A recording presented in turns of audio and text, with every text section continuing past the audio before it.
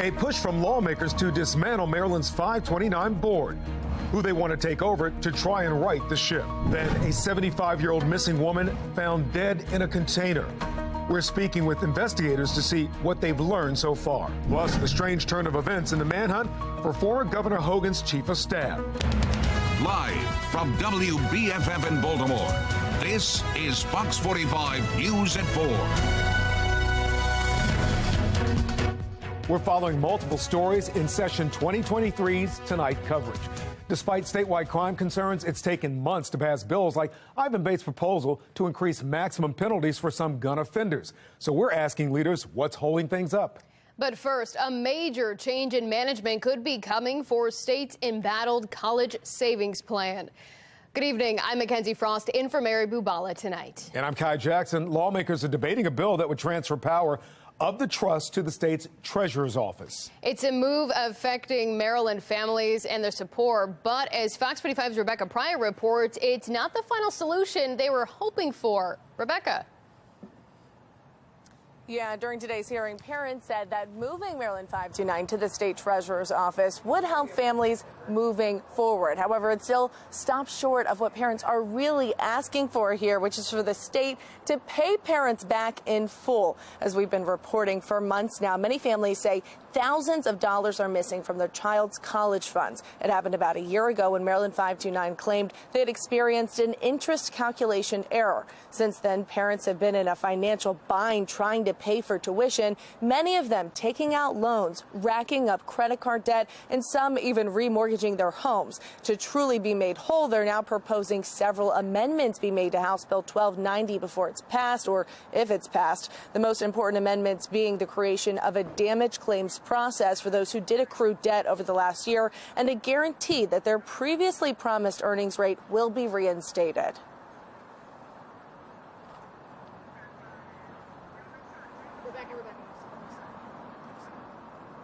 Now, in response to those pleas from parents, and we were supposed to have sound from some of those parents. We'll have that coming up in the 5, so stay with us. But in response to these pleas from parents, the House Appropriations Committee, they are responding, saying that they're promising to make families whole. However, whether or not these specific amendments that parents are calling for, whether that gets added to this bill or not, that still remains to be seen. Reporting live in Baltimore City, Rebecca Pryor, Fox 45 News. I love my community, but I also see my community suffering. And so if it's suffering and I can do something to help it, that's why I've chosen this path. As the crime crisis continues on city streets, Baltimore City State's Attorney Ivan Bates is in Annapolis lobbying for his legislation in front of a Senate committee for the first time. Bates is seeking to raise the maximum penalty for illegally carrying a gun or wearing a handgun for anyone 21 years old and older. Currently, the max sentence is 3 years, and Bates is seeking to raise that to 5. The legislation is being debated in both chambers, but today was the first time the Senate Judicial Proceedings Committee took up Bates's bill. The state's attorney continues to say the legislation will serve as a deterrent for criminals using guns. The town prosecutor in Baltimore also noting the law for people facing the same misdemeanor who are between 18 and 20 years old is 5 years as the max, and he's seeking to level the playing field. During the committee, Senator Sidnor questioning why not lower the max to 3 years for everyone. The harsher penalty would be, i.e. doing local time as the maximum allowable sentence, or the threat or potential of going to division and correction for a few months. Despite the legislation looking to close a loophole in the law when it comes to sentencing, Bates has faced opposition from some lawmakers and critics, arguing the bill could lead to mass incarceration.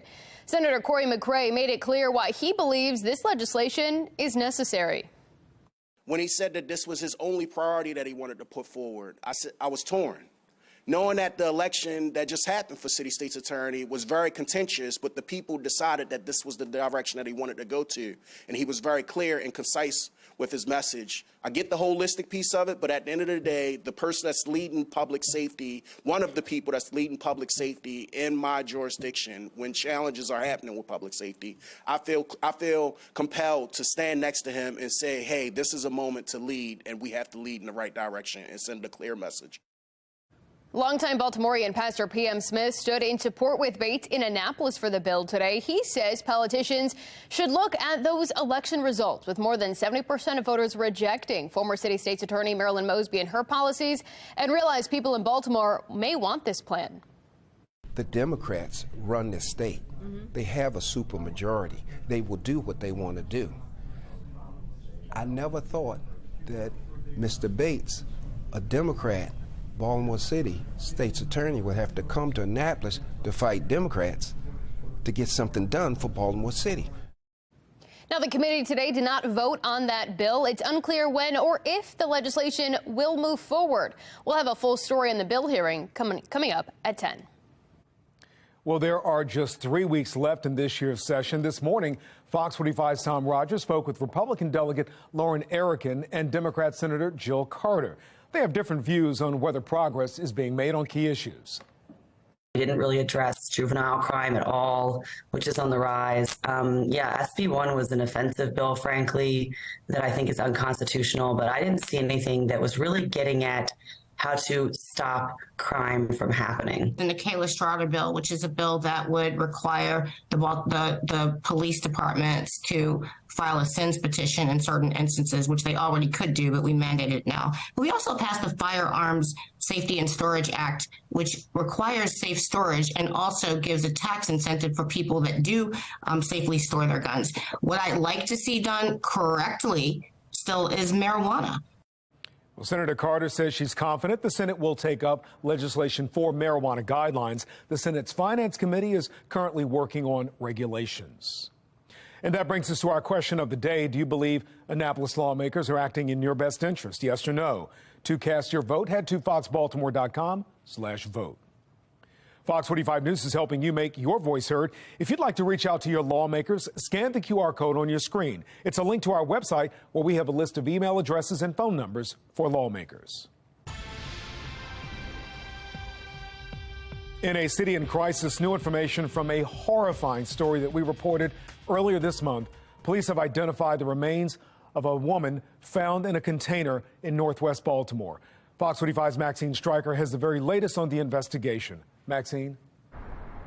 Well, Kai, it was March 7th when police discovered those remains and deemed the case a homicide. And we're learning today that they have identified that body as 75-year-old Versi Spell. She first went missing last October. Her sister told us then she suffered from lupus and polio and used a cane to walk.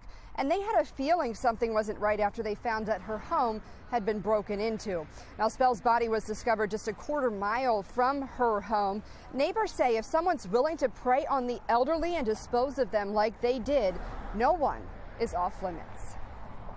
Crime in general is out of control. You know, I mean, something really needs to be done. Somebody needs to come up with a formidable plan, you know, that would stop all of this violence. It's not safe anywhere nowadays.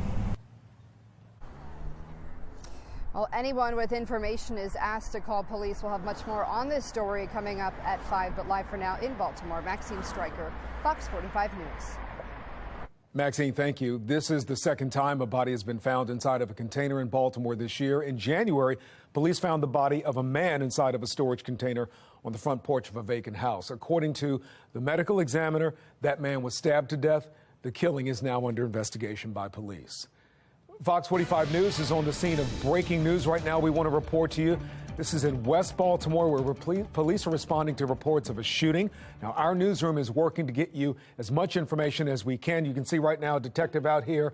Crime tape is up, and you see a police vehicle and another vehicle with the door open. This is happening at the corner of North Pulaski Street and Edmondson Avenue. We don't have a great deal of information, but again, police are working the scene. We even see an officer here, it looks like, going under a vehicle, again, probably trying to collect some evidence. When we have more information on this breaking story, we will bring it to you.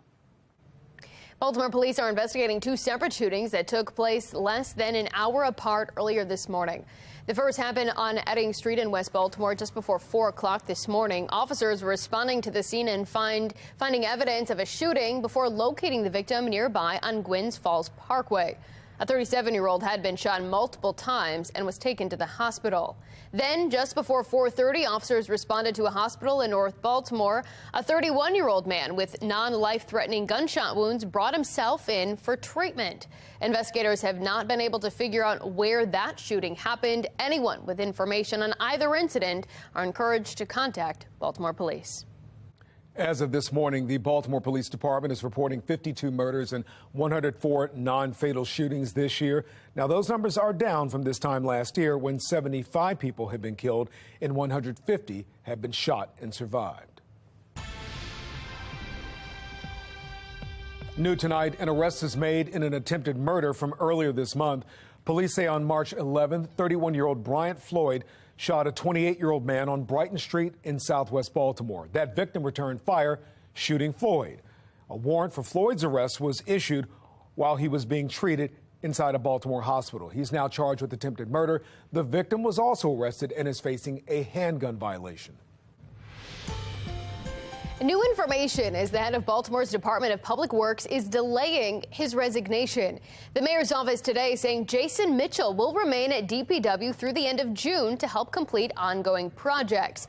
In January, Mitchell announced his plan to resign at the end of April after facing pressure over an E. coli contamination, water billing issues, and a failure to return to regular recycling pickup.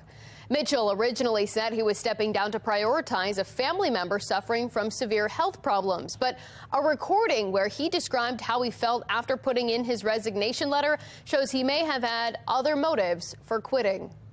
This agency, this city, not you, began to compromise who I was as a man and as a professional. I woke up today, I felt free. I don't feel oppressed any longer. I don't feel enslaved.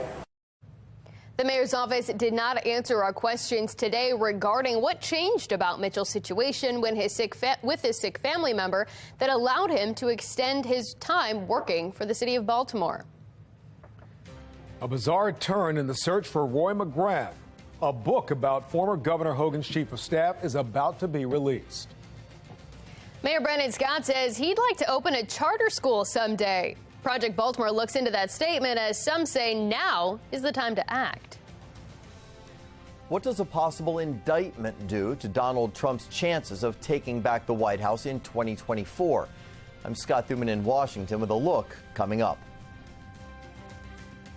And just a gorgeous afternoon for taking a walk, maybe taking a bike back home from work, or if you want to hit the roads, you'll probably have those windows open. Temperatures in the 60s, some high clouds. I'm going to let you know how long the dry and warmer weather lasts in my Weather Authority forecast.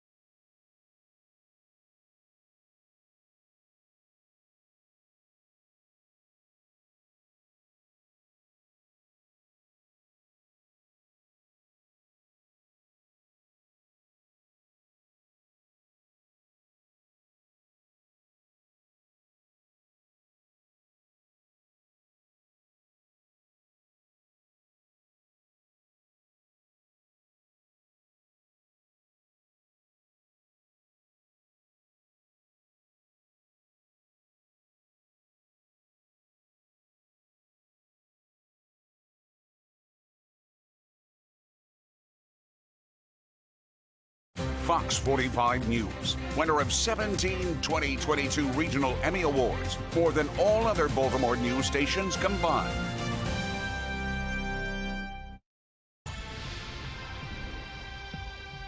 Our job as the police is to protect people's First Amendment rights to free speech, right? You know, to assemble peacefully and protest, but also balance that against concerns for public safety. You can't tolerate violence. Law enforcement expert Maury Richards talking with Fox 45 this morning about the preparations for potential protests ahead of a possible Trump indictment. This is the scene in New York City. On the left, the preparations being made near the Manhattan District Attorney's office, metal barriers and an increased police presence in the area.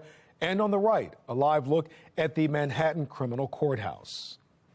Former President Donald Trump told the world he would be arrested today. Turns out, so far, that's not the case. It appears instead the grand jury looking into potential wrongdoing by Trump is scheduled to hear from an additional witness on Wednesday. In the meantime, Sinclair's chief political correspondent Scott Thuman reports many are weighing in on what this may mean for Trump politically. Security preparations surrounding a possible arrest of Donald Trump now extending to Washington, D.C. And the focus is, too, as lawmakers on the right continue to insist it would be a dangerous move by the district attorney to charge Trump. Yeah, it's going to blow up our country, and this is a bunch of BS. Donald Trump will be the only person in the history of New York prosecuted under this theory. They allege left-leaning politics are at play in determining if Trump illegally paid hush money to cover an affair. With a local DA playing in presidential politics, if that starts right there, don't you think it'll happen across the country? The DA's office pushing back, stating in every prosecution we follow the law without fear or favor to uncover the truth. Meanwhile, many are waiting to see if this will impact Trump's 2024 chances. Potentially, Trump's biggest primary opponent, Governor Ron DeSantis, took a swipe at him on Monday. I don't know what goes into paying hush money to a porn star to secure silence over some type of alleged affair. I can't speak to that. But what could be damaging issues like January 6th, taking top secret documents from the White House, or allegedly pressuring elections officials to overturn the 2020 results. Long-term NBC polling shows the former president's support remains strong among Republicans, that the bottom line is public opinion on Trump has barely budged, no matter the controversy he's facing. Maybe that speaks more of the man, that he's never been held accountable, and it's something like this that maybe finally catches up to him. Here on the Hill, they appear to be holding off for now. So far, only 8 House Republicans have endorsed Trump in his 2024 bid, and many could be watching to see how these legal cases play out before picking a candidate. On Capitol Hill, I'm Scott Thuman. The Stormy Daniels case is not the only legal trouble the former president is in. Evidence will be allowed in his civil rape trial next month after a federal judge rejected his effort to keep it out. The jury will get to hear misogynistic remarks Trump made on Access Hollywood tapes, which he has since apologized for, saying the comments were locker room banter and he was caught on a hot mic. The remarks will be played as part of a case filed by former magazine columnist Jean Carroll, who claims she was raped by Trump in the mid-1990s. Making headlines, the U.S. is accelerating its plans to send weapons to Ukraine. Military officials say a group of Ukrainian soldiers should complete a training course being held in Oklahoma in a matter of days. After that training is complete, the missiles and soldiers will be sent back to Ukraine. The Army is planning to accelerate its plans to send tanks to Ukraine. Saudi Arabia reportedly freed an American citizen it had imprisoned over old tweets critical of the kingdom's crown prince. 72-year-old Saad Ibrahim al-Maldi was arrested in November of 2021 while visiting the family in the kingdom. Officials did not immediately confirm the release, but al-Maldi's son tells the Associated Press the charges were dropped and he was home with family members last night. Al-Maldi is a Florida resident and a citizen of both Saudi Arabia and the United States. Well, folks, can you feel it? Spring is officially here, the first full day. This is a live look at Towson.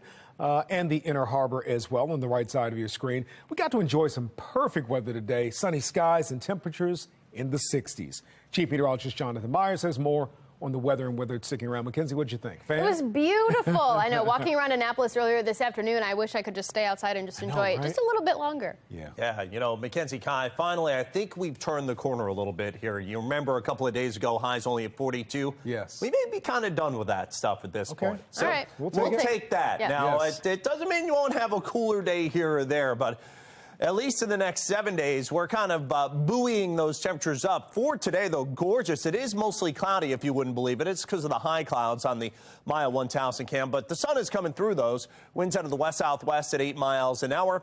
Look at that humidity. Wow, 13%. The dew point at 11, hence, yes, the air extremely dry. Started at 29 this morning and pretty much over doubling those temperatures this afternoon. That happens during the spring and fall time frames like we're seeing right now, with a 63 here in Baltimore, 61 at Columbia, 63 at Laurel, 61 up toward Westminster. If you're headed down D.C. way to check out some of the cherry blossoms, temperatures at 63 at Laurel and 57 down toward Annapolis.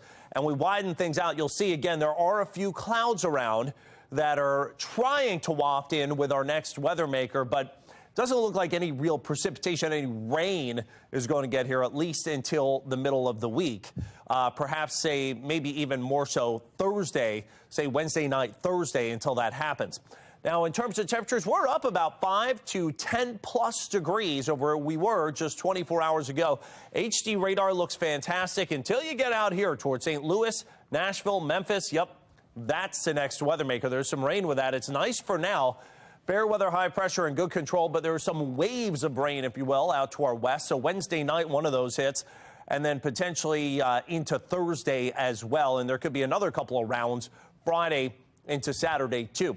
So the future scan says overnight tonight into early tomorrow morning, the forecast goes with increasing clouds. There's some rain out to our west, pretty much dries out as it gets here. I think we fall into the upper 30s and low 40s, so it's not as cold as last night. For tomorrow, some extra clouds, but high temperatures still probably generally in the low to mid 60s. And then on Thursday, it's an even warmer day, but unfortunately too unsettled. Notice that rain, especially in the morning. Could even have a couple of bouts of heavier rain in there. So the morning commute not looking great, but by afternoon that does police, and that should allow our temperatures to recover nicely. Could make it into the low and maybe even mid 70s by then. So for tonight, chilly, mostly cloudy skies, a low 38. For tomorrow, we're at 63, gray and mild. There's your low to mid 70s on Thursday. Some spotty, mainly morning showers. Could have some scattered showers, maybe a little heavier rain in there as well on Friday. Another wave of showers coming through. Lighter showers Saturday, 60. That's a Be More Healthy Expo. And temperatures near 60 to round out that forecast. Jonathan, thanks. A book set to come out defending Roy McGrath. We're looking into the questionable timing of its release as the search for Larry Hogan's former chief of staff continues. And a child fights off a would-be kidnapper, the crime that has families in Montgomery County terrified for their children.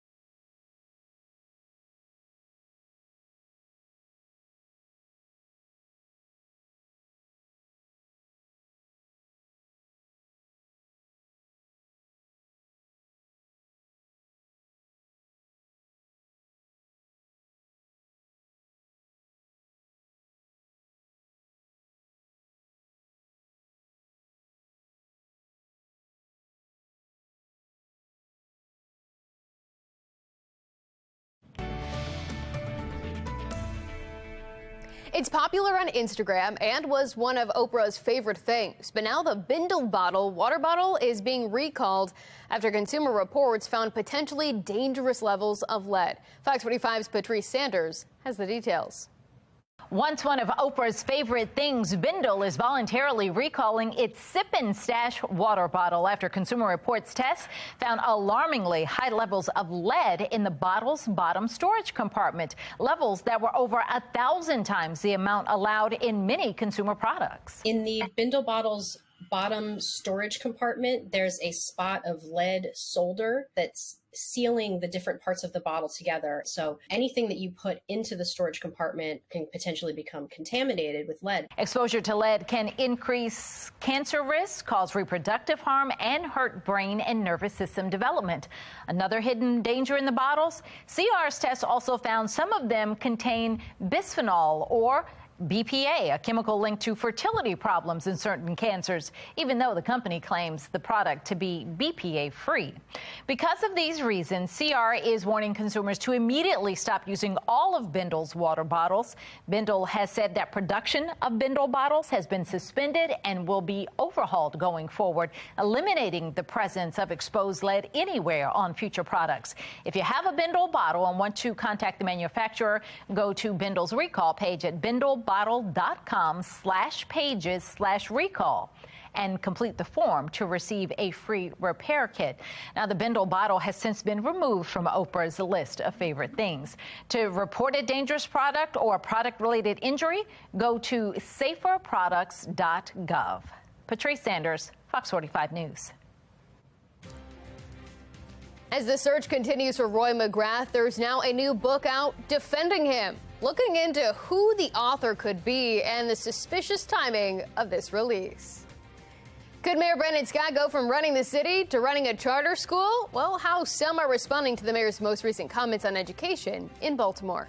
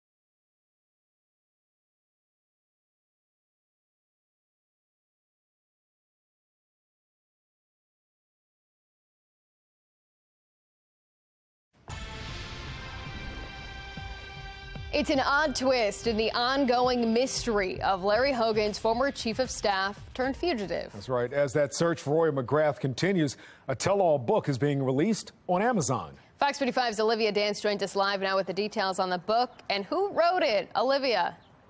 Well, the book is called Betrayed: The True Story of Roy McGrath, and it will be published tomorrow, which will mark day 10 of the manhunt for Roy McGrath. We have every reason to believe he's either in Maryland or the state of Florida.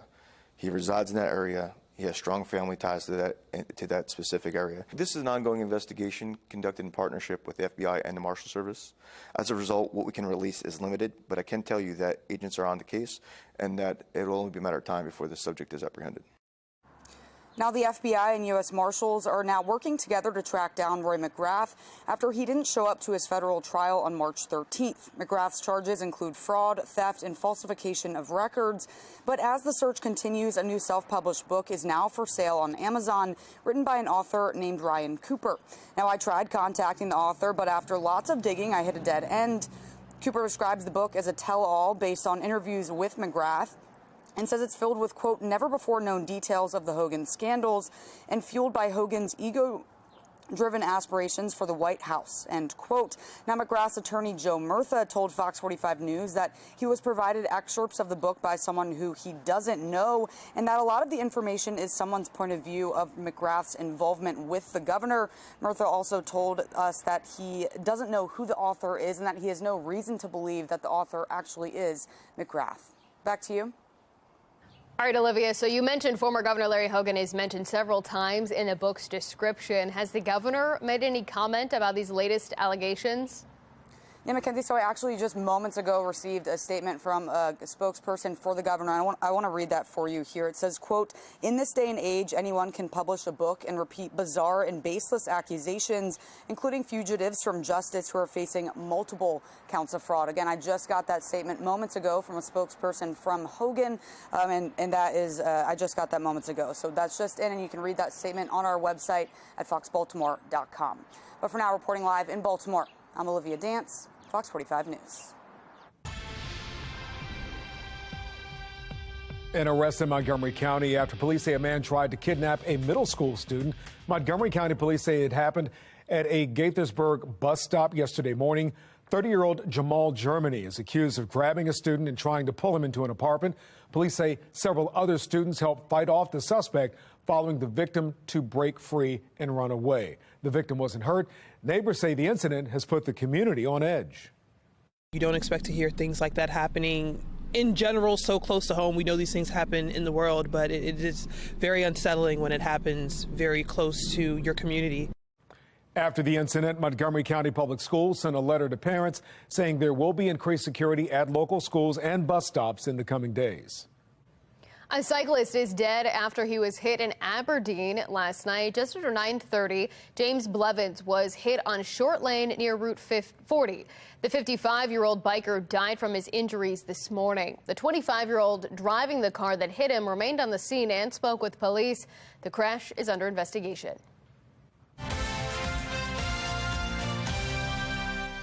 Baltimore Mayor Brandon Scott says he'd like to open his own school one day. As Project Baltimore's Chris Papps explains, one former charter operator says the city can't afford to wait when the mayor can make a difference now.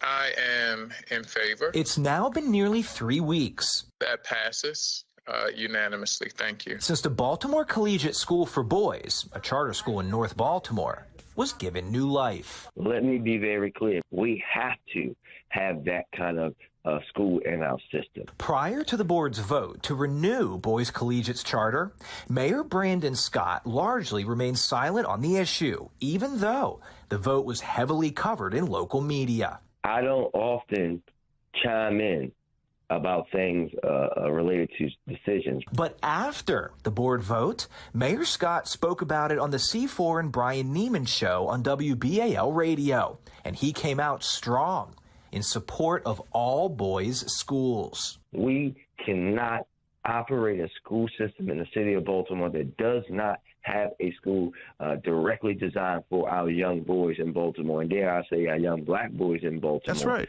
The mayor apparently supports all-boys schools so much, he wants to open one. Folks always ask me, when you're done being an elected official, what do you see yourself doing?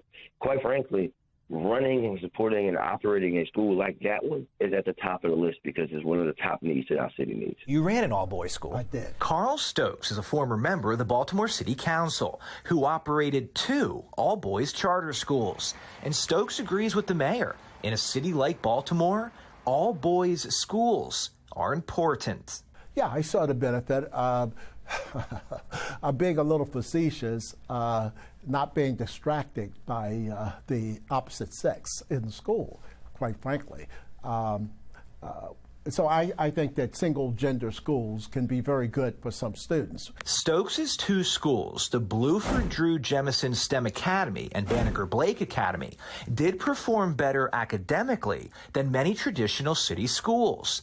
But both were shut down by the district, mostly over issues with financial and operational management. The system, meaning North Avenue and headquarters, does not approve of charter schools. Why?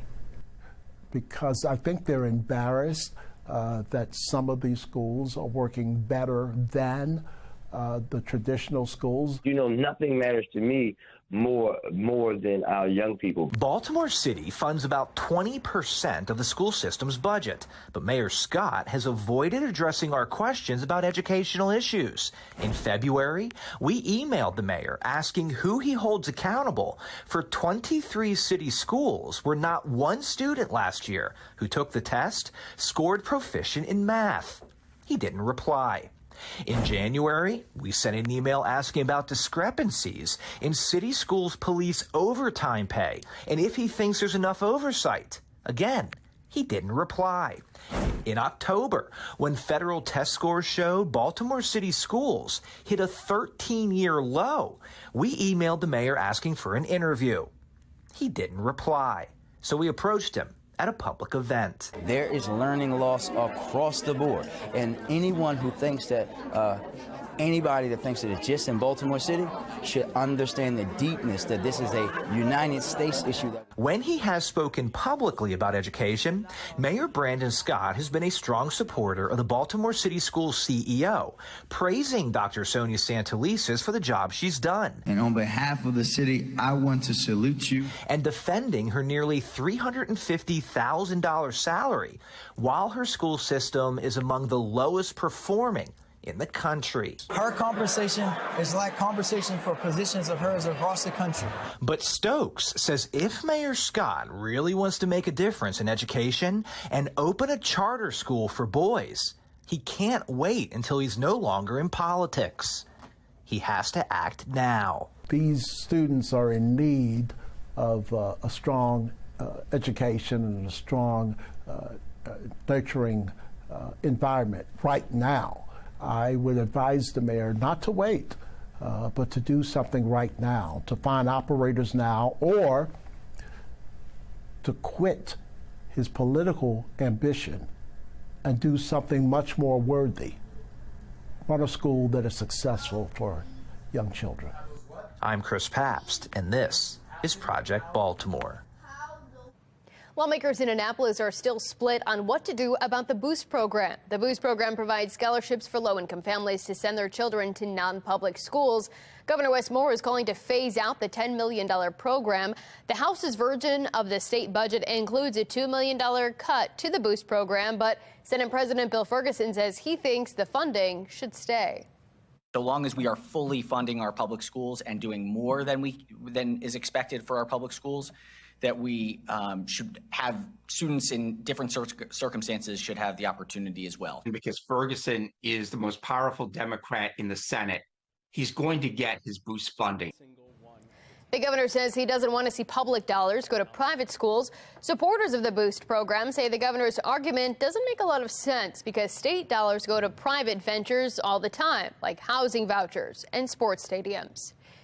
Some claim the governor is cutting funding from the Boost program because of the influence from the teachers union who supported him during his campaign.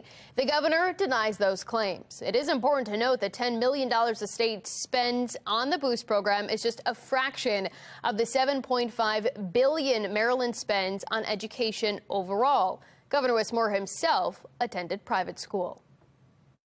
This Fox 45 news segment is sponsored by GBMC. Well, ahead of the Baltimore Healthy Expo this weekend, Fox 45 News is trying to help you take the right steps to protect your personal health. This morning, Dr. Priya Little with GBMC joined our morning show to explain what you can do to find the right primary care doctor for your family. It's definitely important to establish a relationship with a primary care doctor, because we're really the gateway to all of medical care for you. So any medical concern you have, you can start with your primary care, whether it's a small issue like a cough or headache, abdominal pain, or you want to know about what cancer screenings you're due for, what vaccines you need, or even if you have a chronic illness like high blood pressure or diabetes, we're the place to start. GBMC will be one of the groups helping connect you at the Be More Healthy Expo. That's coming up this weekend. It's happening this Saturday at the Baltimore Convention Center from 10 in the morning until 4 in the afternoon. You can come out and see your Fox 45 News team as well. Mackenzie? Magic Johnson has joined a bid to buy the Washington Commanders. According to the Associated Press, a source says the NBA Hall of Famer is joining a potential ownership group led by businessman Josh Harris. Johnson already has ownership stakes in MLB's Los Angeles Dodgers, MLS Los Angeles Football Club, and the WNBA's Los Angeles Sparks. The president approves a bill to declassify COVID information, the latest on what we know about the pandemic's origins. A union strike in L.A. County closes schools for 500,000 students. I'm Kayla Gaskins in Washington with why critics say this proves educators don't always put students first. And if you have plans on going out and checking out the near peak cherry blossom, stage 5 of 6 now. They're in the puffy white stage. Here in D.C., 9 a.m. tomorrow, 46, and getting into the 60s during the afternoon with a couple of extra clouds. I'll let you know when rain is going to be a part of the forecast. That's in my Weather Authority forecast next.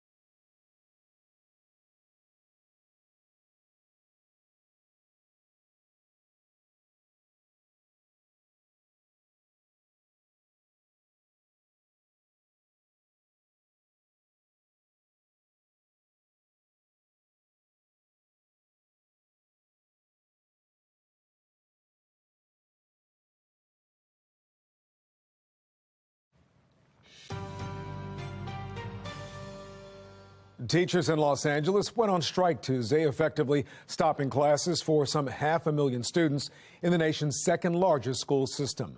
National correspondent Kayla Gaskins has the story. Nearly 30,000 cafeteria workers, custodians, and bus drivers walking off the job Tuesday in L.A., kicking off a 3-day strike. 30,000 L.A. teachers supporting the effort by joining in. Showing the district what solidarity looks like.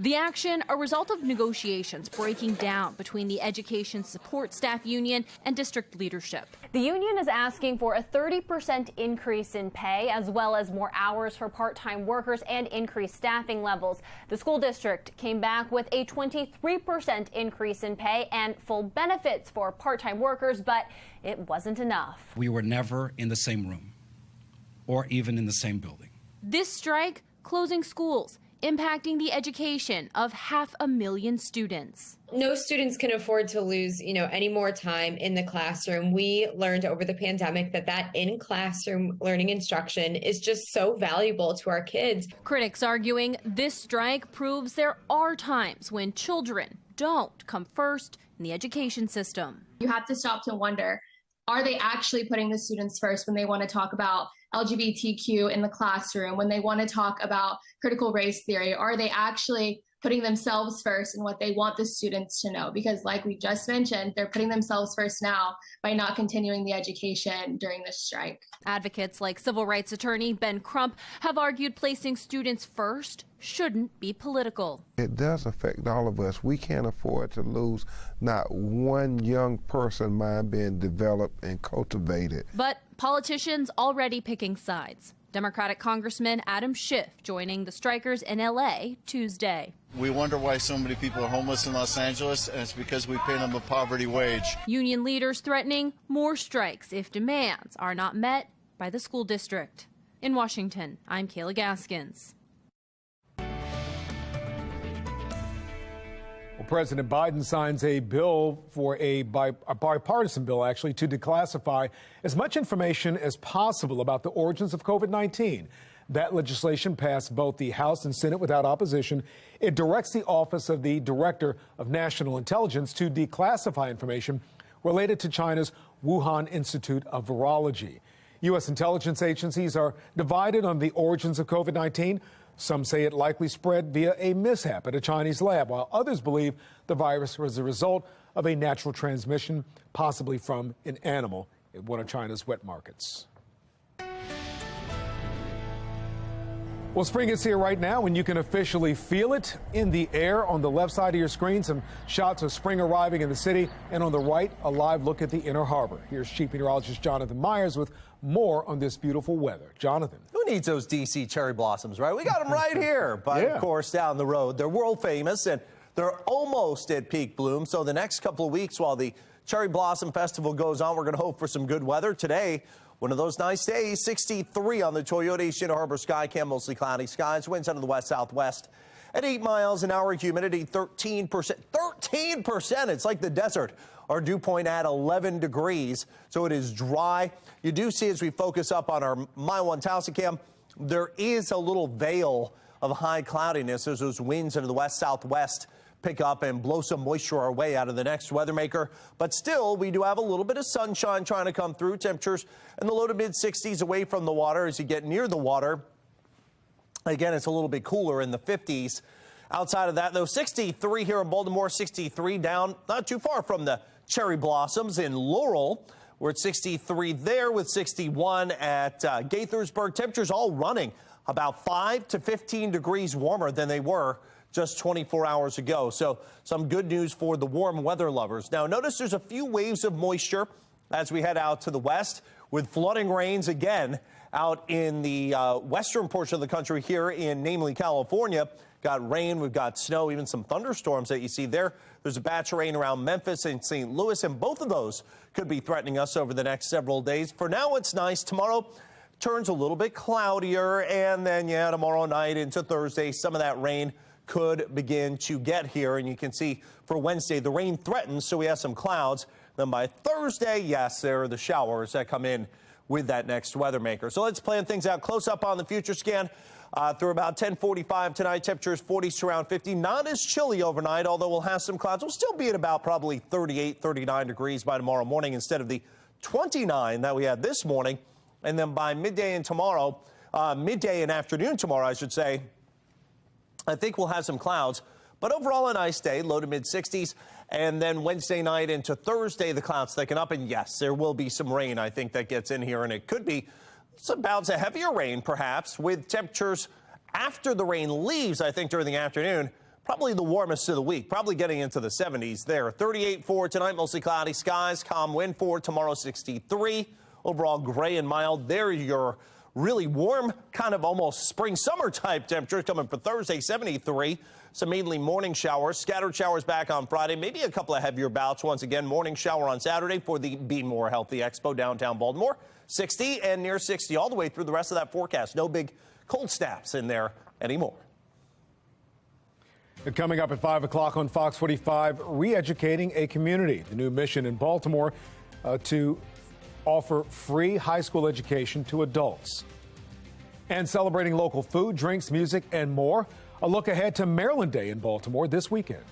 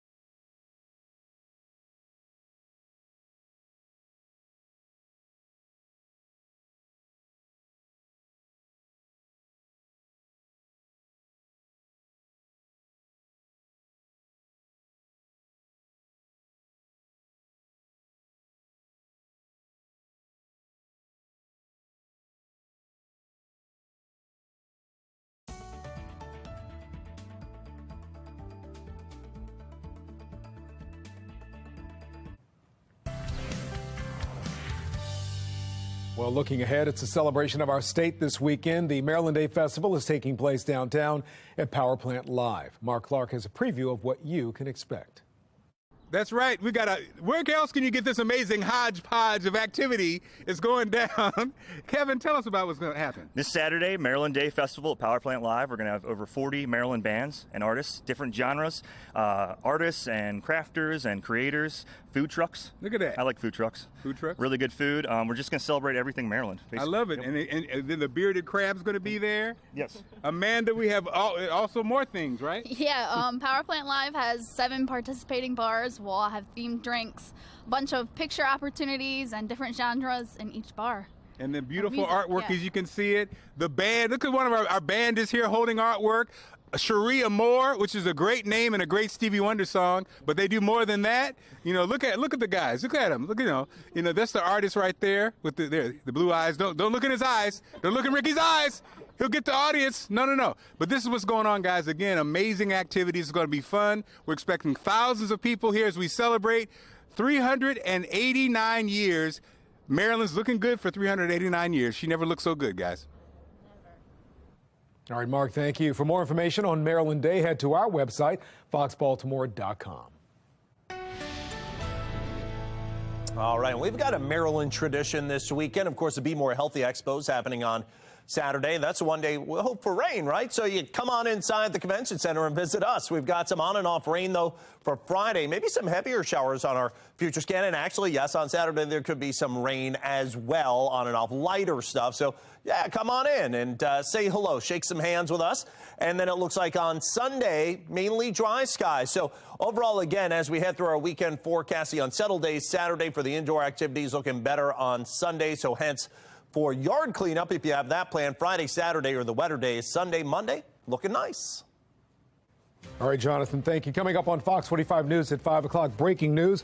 Baltimore police are investigating as violence breaks out in the west part of the city. Details coming in. And we're hearing from a congregation after a massive fire destroys the church overnight. Why, they say, they will carry on.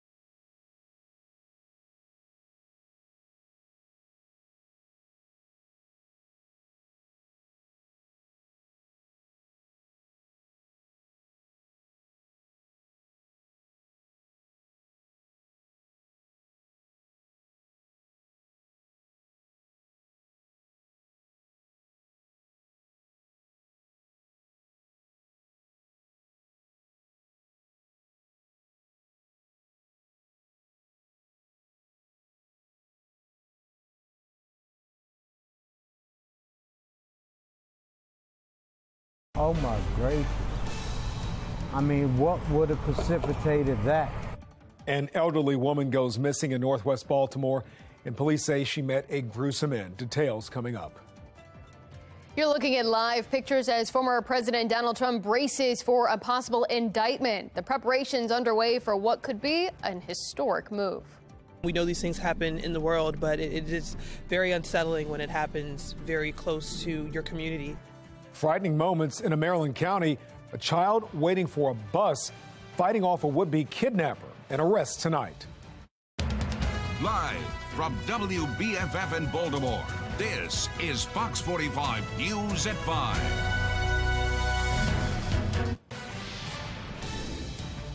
First at 5, an update to a breaking news story we've been following over the past hour. Baltimore police have confirmed they have another homicide investigation on their hands. You're looking at the corner of North Pulaski Street and Edmondson Avenue. Police say a 33-year-old man has been shot and killed. Investigators say they believe the victim got into an argument with the shooter before he was shot. They're asking anyone with information to come forward. The search for a missing elderly woman in Baltimore meets a tragic and gruesome end. I'm Kai Jackson. And I'm Mackenzie Frost in for Mary Bubala tonight. Baltimore police say remains found earlier this month in northwest Baltimore are that of 75-year-old Versi Spell. She went missing in October of last year. Fox 45's Maxine Stryker joins us live with more on what she's learned. Maxine? Well, when Spell went missing at the time, considered a vulnerable adult, and those that who live and work near where her remains were found are shocked to hear that anyone would take advantage of an elderly woman in bad health.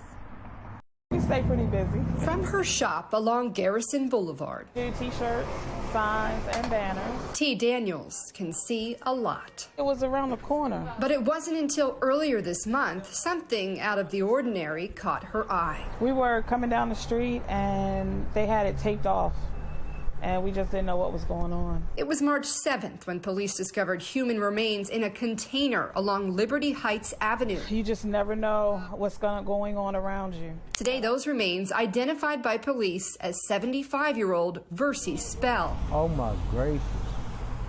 I mean, what would have precipitated that? It's really sad to hear that it was somebody who was older and vulnerable in the community and was taken advantage of. Spell went missing last October. Her sister said she suffered from lupus and polio and used a cane to walk. Her cane was in the hallway, in the foyer, in a chair. So she have no stuff to walk with. They found her keys in the basement, and my niece found her glasses outside on the grass near the steps. They had a feeling something wasn't right after they found her home broken into, but still, they kept the faith. I have hope. I'm hoping the Lord will bring her home safe. But if not, just bring her home no matter what state she's in so we can have closure. Spell's body was found just a quarter mile from her home. People just don't value life anymore. Leaving neighbors with the exact same feeling. It's more and more going on where you're not safe anywhere. It's not safe anywhere nowadays. They say if someone is willing to prey on the elderly and dispose of them like they did, no one is off limits. Crime in general is out of control. Something really needs to be done. Somebody needs to come up with a formidable plan, that would stop all of this violence. And from how Daniel sees it on her porch, everyone deserves better. Well, there's always some frustration because people just want to live in peace. And the violence makes it unpeaceful. Now, anyone with any information about this case should contact the Baltimore police. Reporting live in Baltimore, Maxine Stryker, Fox 45 News. This is the second time a body has been found inside a box in Baltimore this year. In January, police found the body of a man inside a storage container on a front porch of a vacant West Baltimore home. According to a medical examiner, the man was stabbed to death. That killing is still under investigation. As of this morning, the Baltimore Police Department reporting 53 murders and 104 non-fatal shootings so far this year. Those numbers are down from this time last year when 75 people had been killed and 150 people had survived being shot. And this just into Fox 45 News. A grand jury has indicted Sean Brunson on a series of vehicular manslaughter charges related to a chase and crash that led to a building collapse, killing a pedestrian in Baltimore. Brunson was already facing charges related to the stolen vehicle. New charging documents detail that police believe he was driving without a license. Alfred Fincher was walking along North Avenue and Wolf Street when he was hit and killed by the falling debris. The state attorney general's office is investigating police in the matter as police officers initiated a pursuit and were told to break it off seconds before that crash happened on February 8th. You can see more information from today's charging documents and the video on our website, foxbaltimore.com.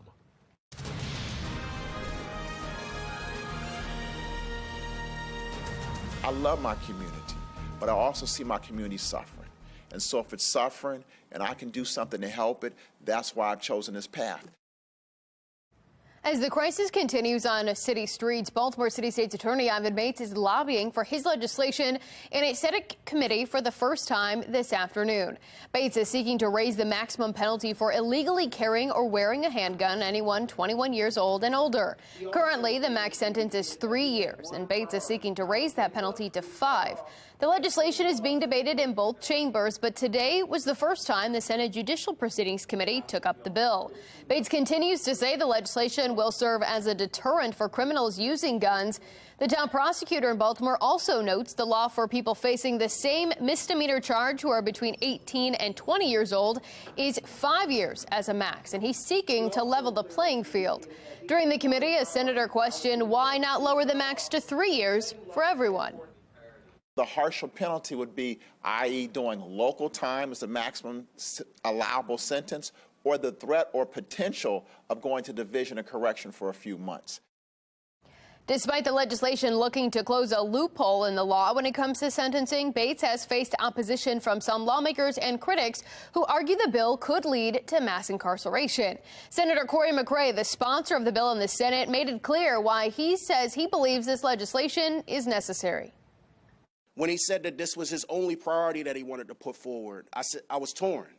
Knowing that the election that just happened for City State's Attorney was very contentious, but the people decided that this was the direction that he wanted to go to.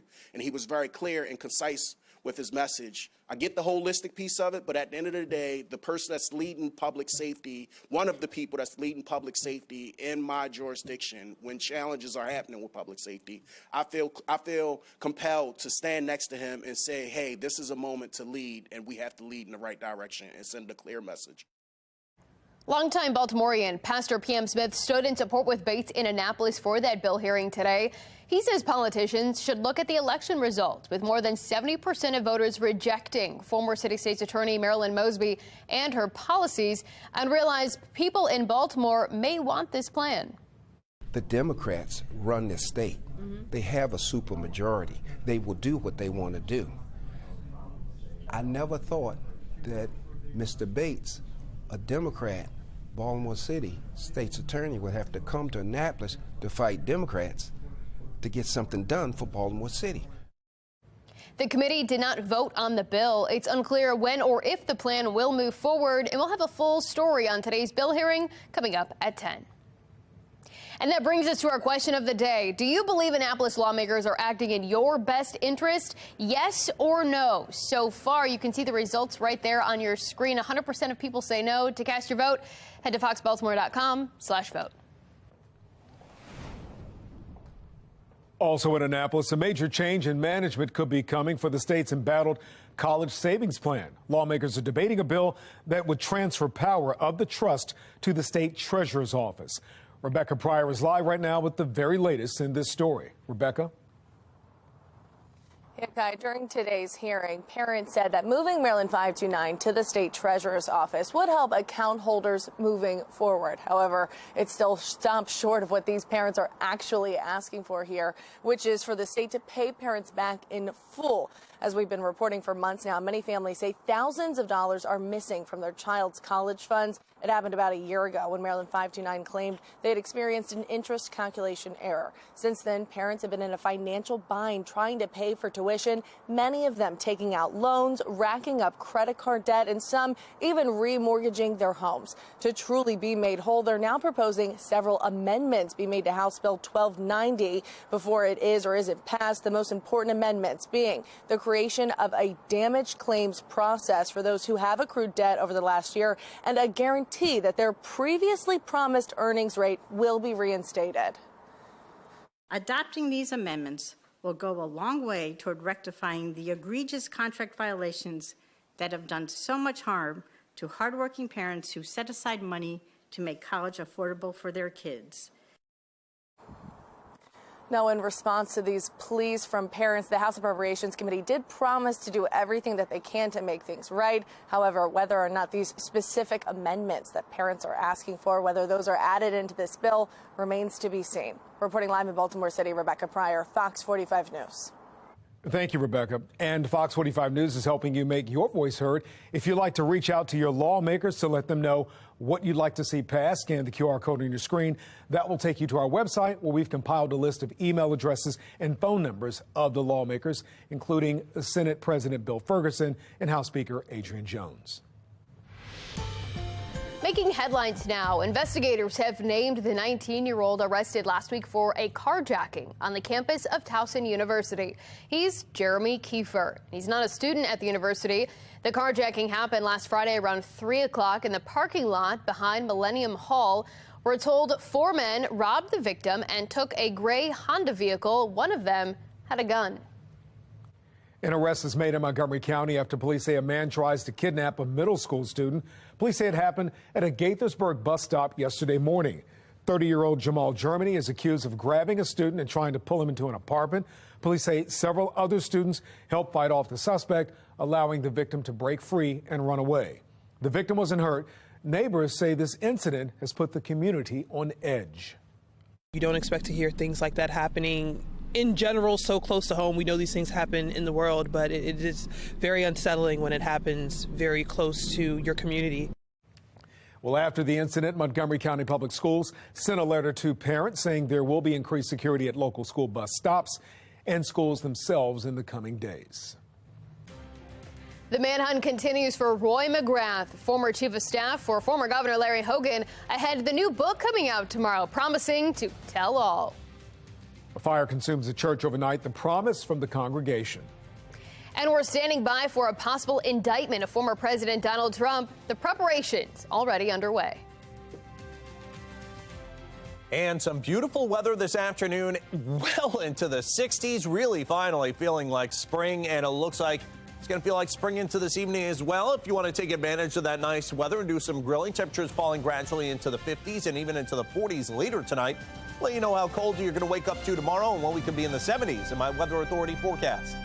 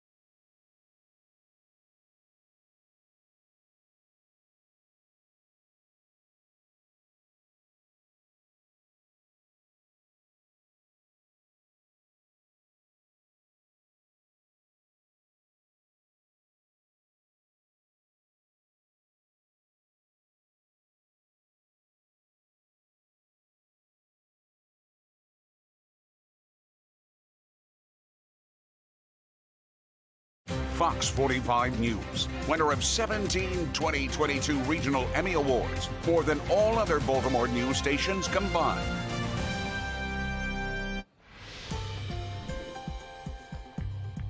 You're looking at the remains of what used to be a church in New Jersey. It was destroyed overnight in an 8-alarm fire. Smoke from smoldering flames is still rising from the debris this morning. The church is called the Fountain of Life Center, and it took more than 150 firefighters to put it out. The congregation will hold a service this Sunday in an area of property that was spared. The church is not brick and mortar. You know, the church is really the body of believers, and God will help us through this. Well, the cause of that fire is not known.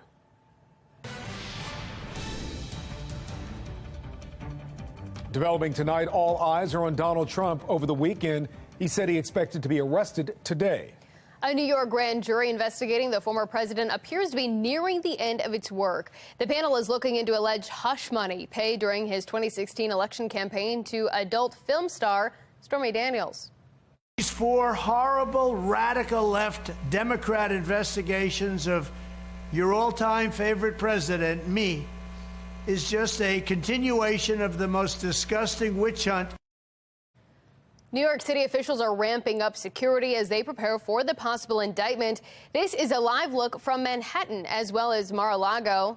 That looks like Mar-a-Lago right there. If Trump is indicted, it will be an unprecedented moment in American history, marking the first criminal case against a former U.S. president. Now this afternoon, supporters of Donald Trump gathered outside of Mar-a-Lago. Over the weekend, Trump said he would be arrested today. And yesterday, the grand jury heard from Robert Costello, the one-time legal advisor to Trump's former lawyer, Michael Cohen. He testified more than 2 hours and tried to poke holes in Cohen's claims that he made payments at Trump's direction. I saw Michael Cohen on TV stating things that he said he was going to tell the grand jury. So I'm sitting at home watching these lies, and I said, I've got to do something about it. In the national conversation, do you think Trump will be arrested like he said he would be? You can weigh in right now by taking out your phone and pointing it at the QR code on your screen. Taking a look now at the Fox Quad Box. Actress Gwyneth Paltrow is on trial for a skiing accident in Utah that left allegedly a man with brain damage and 4 broken ribs. She's accused of skiing out of control. The actress is countersuing for $1, saying the man is exploiting her celebrity and wealth. President Biden has signed a bill to declassify information on the origins of the coronavirus. It directs the intelligence community to reveal what they've gathered on China's Wuhan Institute of Virology. The U.S. is expediting its deliveries of Abrams tanks to Ukraine. The Pentagon says it'll send refurbished older models within the next 10 months. Right now, Russian President Vladimir Putin and the Chinese president are holding a summit. Foot Locker will shut down 400 stores by 2026. The company says it's simplifying its operations by closing underperforming stores and shopping malls. It plans to open hundreds of new concept stores by 2026. You can be the first to know about breaking news by signing up for News on the Go. Go to foxbaltimore.com and click on Mobile Alert Sign Up under the Station tab. Spring has sprung, and you're taking a look at live photos from the Tidal Basin in Washington, D.C. on this first full day of spring. Peak bloom is expected tomorrow through Saturday. Right now, this year's National Cherry Blossom Festival is already underway. It kicked off this past Saturday and will go through April 16th. A parade is set for Saturday, April 15th. That's right. I'm jealous of my friend Mackenzie Elliott, who lives and works in D.C. and gets to see those cherry blossoms. He even talks about them on the news. And here in our region, signs of spring are everywhere. Our crews went around capturing the sunny sights and sounds today. Oh, look at the crocuses coming up. The daffodils are coming up. Yes, it looks, smells, feels like spring. The cherry blossoms over at Fort McHenry are beautiful, too. You don't have to make the trip all the way to D.C. if you don't want to. All right. Yeah, don't battle the that three of us, let's head over to the Fort McHenry. Let's go. Yeah, why not? It sounds good. And temperature's going to be beautiful for it. I have enough seats in my car. Let's go. D.C. cherry blossoms. If you are going to make the trip down 95 and fight the crowds for tomorrow, actually, the weather doesn't look bad for it. We are now stage 5 of 6, what is basically kind of, it's called, all these have such funny names, a puffy white stage. In other words, this is just about the bloom. Next is the peak stage, and that'll be happening within days. So that's why we have the Cherry Blossom Festival going on and all the folks clamoring down toward D.C. 9 a.m. 45, mostly cloudy skies, temperatures in the 50s at noon and 61 at about 5 p.m. with some extra clouds, but overall no rain, so that's good. My 1000 cam showing us similar weather with some clouds and temperatures in the low to mid 60s right now. We've got winds out of the east-southeast at 9 miles an hour, humidity 14%. Our dew points, man, they are super dry at right around 10 degrees. So we had a cold morning, temperatures at 29 to begin. And now temperatures low to mid 60s this afternoon. You see these Goliath temperature differences when you have that very dry air. It cools down during the overnights and really warms up during the day. 62 here in Baltimore now, up toward Cockeysville. We're at 62, 61. Westminster 63 at Frederick. Temperatures in the 50s and 60s on the eastern shore. Temperatures actually statewide generally, if you're not on the highest elevations or right next to the water, where of course you're influenced by the bay and also the river temperatures as well as the Atlantic temperatures only in the 40s. Everybody else is in the low to mid 60s, although we do have that veil of high cloudiness. Temperatures are running about 5 to 15 degrees warmer than 24 hours ago. So if you want to spend some time outside, maybe a run or a jog this afternoon, this evening, it looks good for that. Notice a batch of rain around St. Louis, and then there's another big major weather maker that's west of that, out towards the Intermountain West. For now, we're in the nice weather. One batch of rain is going to head our way by late tomorrow, especially tomorrow night into Thursday. Another one could make it for Friday and Saturday. So it's kind of wave number one here as we head toward Wednesday going to our south, although we're going to get clipped by some of that rain from wave number two, I think, as we head into Thursday. So the future scan overnight tonight into early tomorrow morning, clouds. Not a whole lot of rain, though. Temperature is going to be settling into the upper 30s and the low to mid 40s. By tomorrow afternoon, some clouds. Again, temperature is going to be in the 60s, and there's your rain that comes on through. Later Wednesday night into Thursday morning, actually could be quite wet there, but then that moves out, and during the afternoon on Thursday, high temperatures could make it into the low to mid 70s. Could see some heavier showers on Friday with a high 61. In the 60s still on Saturday with a few spot showers, especially in the morning. And it stays mild, even though it's a little bit cooler as we head into early next week. Thanks, Jonathan. Telling it all as the manhunt for Roy McGrath continues. The book being released tomorrow. That's raising even more questions. The situation is stabilizing, and the U.S. banking system remains sound. Treasury Secretary Janet Yellen is projecting calm to Americans amid a looming banking crisis, why the feds are facing a tough decision this week on whether to raise interest rates or not. But first, the countdown to this weekend's Be More Healthy Expo is on. A preview of some of the resources that will be available.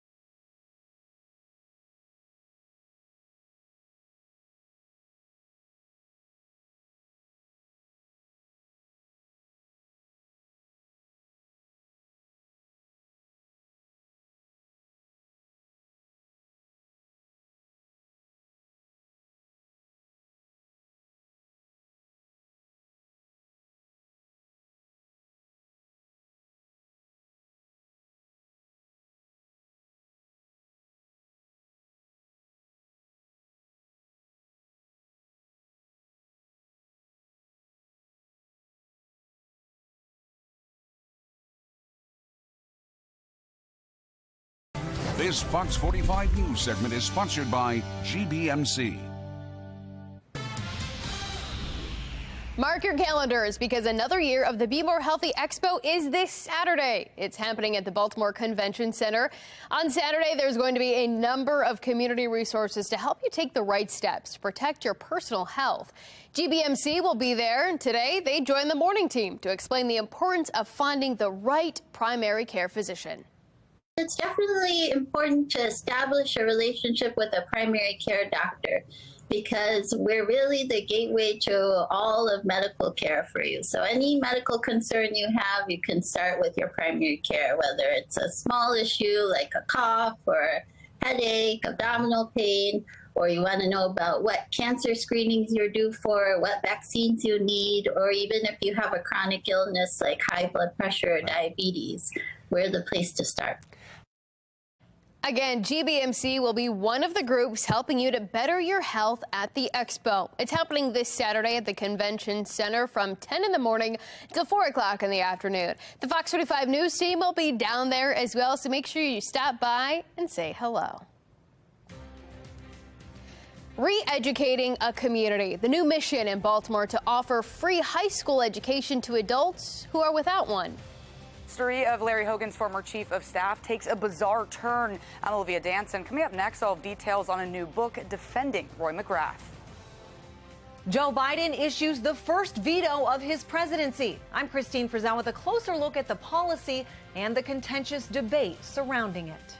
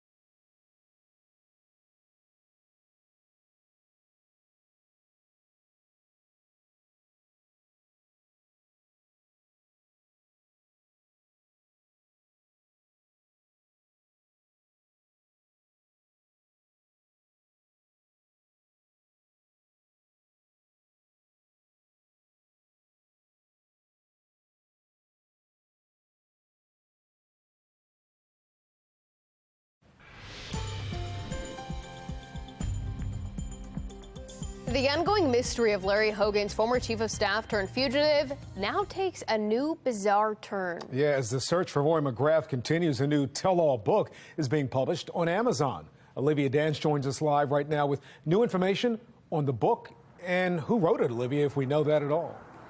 Yeah, well, the book is called Betrayed, the True Story of Roy McGrath, and it will be published tomorrow, which will mark day 10 of the manhunt for McGrath. But now the new mystery is who wrote this book and why. Governor Larry Hogan's former chief of staff, Roy McGrath, is still missing after he didn't show up for his federal trial in Baltimore on March 13th. The FBI and U.S. Marshals are now working together to track him down. What we can release is limited, but I can tell you that agents are on the case and that it will only be a matter of time before the subject is apprehended. McGrath resigned 2 months after signing on as the governor's chief of staff, and in October 2021 was indicted on federal charges. The charges include fraud, theft, and falsification of records. People who are facing a significant time in prison, they are not always the most rational. Investigators believe he's either in Maryland or Florida, and last week federal agents raided McGrath's home in Naples. He resides in that area. He has strong family ties to that specific area, and ultimately, people are going to go where they have a support network. But as the search continues, a new self-published book is now for sale on Amazon. It's titled Betrayed, the True Story of Roy McGrath, written by an author named Ryan Cooper. I tried contacting the author, but after lots of digging, I hit a dead end. Cooper describes the book as a tell-all based on interviews with McGrath and says it's filled with, quote, never-before-known details of the Hogan scandals and fueled by Hogan's ego-driven aspirations for the White House, end quote. A spokesperson for Hogan sent Fox 45 News a statement saying, quote, in this day and age, anyone can publish a book and repeat bizarre and baseless accusations, including fugitives from justice who are facing multiple counts of fraud, end quote. McGrath's attorney, Joe Murtha, told Fox 45 News that he doesn't know who the author is and that nothing leads him to believe it's McGrath. Murtha says he was provided excerpts of the book by someone who he doesn't know and that a lot of the information is someone's point of view of McGrath's involvement with the governor. So as the manhunt continues, 2 questions remain. Who is Ryan Cooper and where is Roy McGrath? We're going to do everything we can to develop investigative leads and make sure that we have every bit of information we can to track down the subject and make sure that if it's possible, we convince them to either self-surrender or we can take them into custody safely. So other than what McGrath's attorney told us in the book's description, we really don't know exactly what it says. But for now, reporting live in Baltimore, I'm Olivia Dance, Fox 45 News. All right, thanks, Olivia. Stay with Fox 45 News for continuing coverage as the manhunt now enters its 2nd week. We will alert you as soon as we learn any new information. Lawmakers in Annapolis are almost winding down their business for this legislative session. Tom Rogers reports on the job that's still incomplete. The Maryland General Assembly is just 3 weeks from sine die, meaning bills that have not crossed over will have a difficult time getting past this session. From the budget and Maryland's 529 to cannabis regulations and city control of Baltimore's police department, there are still many bills to debate in the opposite chamber. Democrat State Senator Jill Carter proposed multiple bills related to crime, while Republican delegate Lauren Aricon wants more focus on juvenile crime bills and not gender-affirming bills for children. So one thing you all talked about was the Nicaila Strada bill, which is a bill that would require the police departments to file a sins petition in certain instances, which they already could do, but we mandate it now. But we also passed the Firearms Safety and Storage Act, which requires safe storage and also gives a tax incentive for people that do safely store their guns. What I'd like to see done correctly still is marijuana. To make sure that we are doing it right and making sure that we are affording people that have been criminalized for decades an opportunity to participate legally. Yeah, HB 283 was, I think, a pretty serious bill that allows for Medicaid to pay for transgender surgeries for children, anyone under 18. The research just does not back that up. It does not back up the process of giving children cross-sex hormones. There's a lot of research that's coming out all over the world that shows that we're not lowering people's risk of depression and suicide when we do these things to their bodies when they're minors. So I was pretty disappointed to see that the Democrats just passed the bill wholesale without really considering the detrimental effects on, frankly, children whose families can't afford to fight back. This year's session ends April 10th, and Baltimore City's District Attorney Ivan Bates' bill to increase penalties for illegal gun possession did not make the crossover. Tom Rogers, Fox 45 News. Treasury Secretary Janet Yellen is projecting calm to Americans amid a looming banking crisis. At the annual American Bankers Association summit in D.C., Yellen says swift government action protected the industry and the economy, and that more might be necessary. This comes after the sudden collapse of Silicon Valley Bank in early March, followed by New York-based Signature Bank. The government protected all deposits at both banks, even those with amounts above the federally insured $250,000 limit. Similar actions could be warranted if smaller institutions suffered deposit runs that pose the risk of contagion. Yellen says she wants to avoid large-scale withdrawals across the country on fears of more collapses. Meanwhile, a banking meltdown could derail the Fed's plans this week to raise interest rates again. Fed officials are expected to announce a quarter-point rate hike. Some investors have called on the Fed to hold off, citing more stress on American banks. Others want the Fed to stay the course. I do think the Fed is responsible for some of this bank fiasco. I think in the long run, they need to say, let's stay with the priority being get inflation back down so that we can now manage this economy. The Fed's two-day meeting kicked off today. An interest rate announcement is expected tomorrow.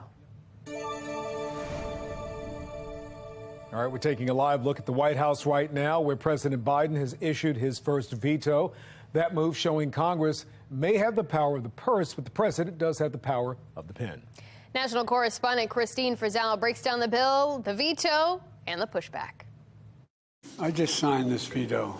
With a celebratory stroke of the pen, the 46th president issued his very first veto, blocking a Republican bill that would prevent money managers from considering outside factors when making financial investments on behalf of clients.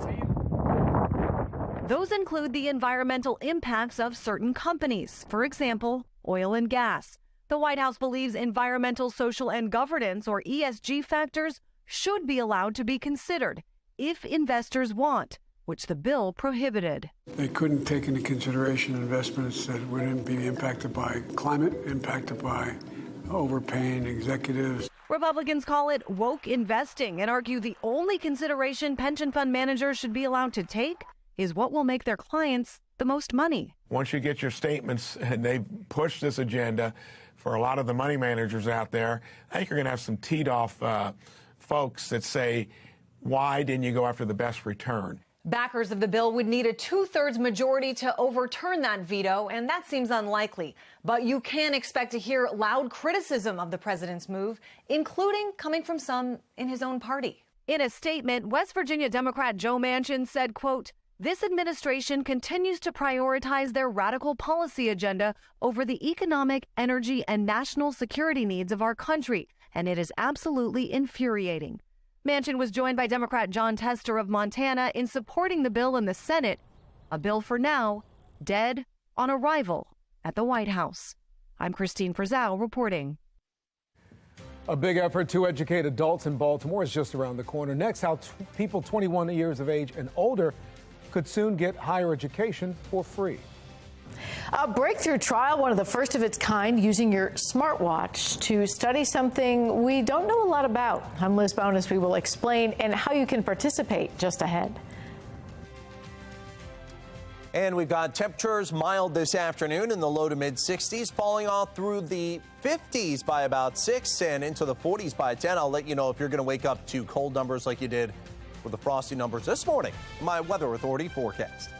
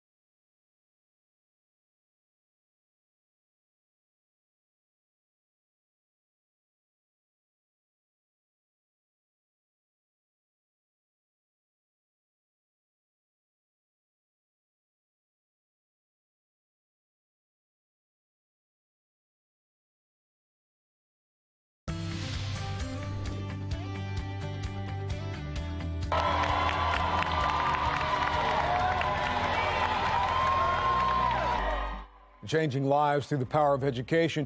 You're looking at some special graduates with the Goodwill Excel Center. This is in Indianapolis, Indiana. It's a free high school for adults to earn their diplomas. Now, that program is coming to downtown Baltimore this year, a region where 80,000 adults don't have high school diplomas. And joining us right now is Lisa Raciniak. She's the president and CEO of Goodwill Industries of the Chesapeake. Thank you for joining us. Nice to see you again because we know each other, my friend. Thank you for having me. First of all, let's talk about the problem. How bad is it in Baltimore, at least, in the surrounding area? Because it's not just the city residents you're helping. It's, I guess, anybody who potentially qualifies? Primarily the city. Okay. And your statistic was right on the money. There are over 80,000 people in Baltimore City without a high school diploma. And even more impactful are the greater number of people without skills, without real job skills. Right. And so what happens to those folks? They fall through the cracks. So we are replicating this adult high school in Maryland. It'll be the first of its kind. And what we're going to do is we are going to be able to give them in 2 years a high school diploma, right, skills training with a credential, case management, and to help them access services like substance abuse recovery, housing, food. Right. And you're meeting people where they are. We are meeting people where they are, and they'll ultimately end with a job and a career. Right.